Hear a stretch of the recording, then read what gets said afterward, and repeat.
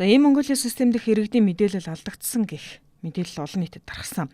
Энэ асуудал Захин хөгжил харилцаа холбооны сайд тайлбар өглөө. Иргэн бүрийн бүх мэдээллийг багтаасан асар том дата бүхий систем мэдээллээ алдвал үндэсний аюулгүй байдал алдагдах хэмжээнд хүрнэ. Сайдын мэдэгдэж байгаагаар 2 дахь үйлчилгээ авдаг мэдээлэл алдагдсан гэх тайлбарыг өгч байна. Бүх мэдээлэл алдагдаагүй байгаа. 2 дахь үйлчилгээ авдаг мэдээлэл бол алдагдсан. Энийг ийм Монгол бас бүрэн хянахад бас хэцүү. Яагад бол ийм Монгол нэг газараас тэр мэдээллийг дуудаад PDF ч юм уу файлаар авч байгаа. Тэгэхээр тухайн иргэндээ өгч байгаа. Нөгөө иргэн нь бол хурц цэмээр дамжуулаад цаадлын байгууллагаар шийдэж байгаа. Тэгэхээр тэр мэдээлэл тодорхой хэмжээгээр алдагдсан үнэн. Гэхдээ үүнийг бол бид нар бол энэ дараа зассан байгаа. Бүх одоо аппликейшнаар ашиглаж байгаа зүйл биш.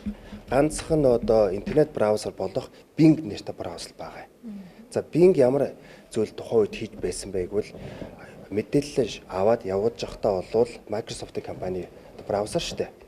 Тэр бол Bing-снээ search engine хайлтын тийм програм руугаа шууд явуулдаг гэсэн байна. Үүнд холбоотойгоор 2 зүйл хийсэн. Нэгдүгээр бол бид нар нууц аюулгүй байдлыг улам чангатаад чангатсан. Хоёрдугаар Microsoft компанид холбоос нөхцөлт явуулаад иймэрхүү мэдээлэл алдагдаад энийг болиулж чиг сүстэй болсон. За өмнө ч гэсэн бас Европын холбоо энэ алдааг хараад Microsoft руу бас бичиг явуулсан. Үүнтэй холбоотой Европ холбооны улс орнуудад болж байгаа бүх Bing дээр явж байгаа мэдээллүүд нь бол Microsoft өөрийнхөө search engine руугаа авах болсон л доо. Одоо бүхэл олон улсын стандартыг бид нар бол хангаж явж байгаа. Тэгээ нэг зүйл ойлгох ёстой. Заавал ийм Монгол ингэж онцлог. Гугаар бүх дэлхийд кибер аюулгүй байдал хамгийн тулгымцсан асуудал нэг болсон. Саяхан үрд Европын улсын нийт бүх онгоцны буудлууд нь, аэропортууд нь бол кибер халдлагад өртөө тэгээд нислэгүүд нь зогссон зүйл гарч байгаа.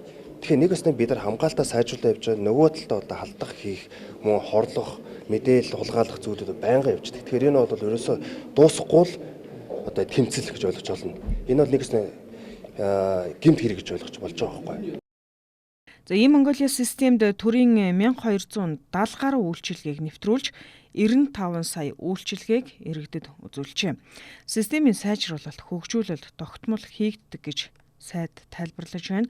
За иргэн бүрийн мэдээлэл багтдаг энэ систем аюулгүй байдлыг олон улсын түвшинд хангаж ажилладаг гэлээ. За гисэн хэдий ч гаднаас халдах, нэвтрэх орлого байнга хийгддэг байна.